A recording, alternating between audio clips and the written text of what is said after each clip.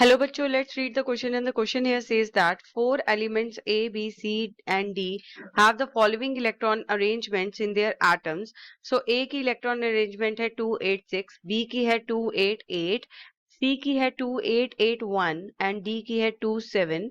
So part A says what type of bond is formed between when element C combines with element D.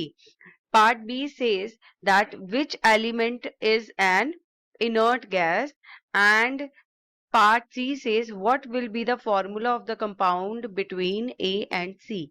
So now we have to tell what is the key concept for this question is to know about the types of bonds formed between the elements. So part A में हमें बोला गया है कि जब सी combine करता है D के साथ, तो सी के पास उसके आउटर मोस्ट इलेक्ट्रॉन्स हैं 1 और डी के पास उसके आउटर मोस्ट इलेक्ट्रॉन्स हैं 7.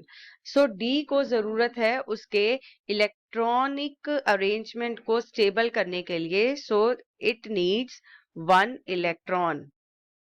एंड यहाँ पर C के पास यहाँ तक उसकी इलेक्ट्रॉनिक अरेंजमेंट कंप्लीट और स्टेबल हो जाती है. So it can donate 1 electron. So यहाँ पर क्या होगा? ट्रांसफर ऑफ इलेक्ट्रॉन होगा. Transfer of electron, 1 electron from C to D. तो यहाँ पर कौन सा बॉन्ड बनेगा? आयनिक बॉन्ड बनेगा.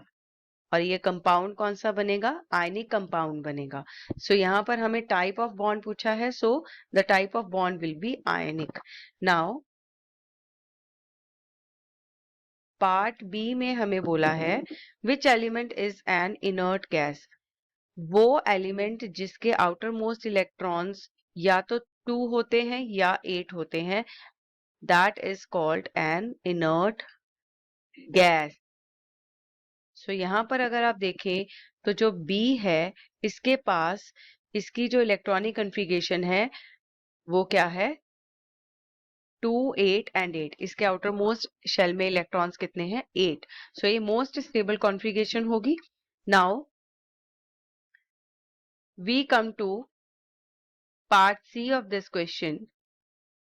सो C में हमें पूछा गया है what will be the formula of the compound between A and C. सो यहाँ पर पहले देखेंगे A के कितने इलेक्ट्रॉन्स हैं? 2, 8 एंड 6. और C के कितने होंगे? It is 2, 8, 8 and 1.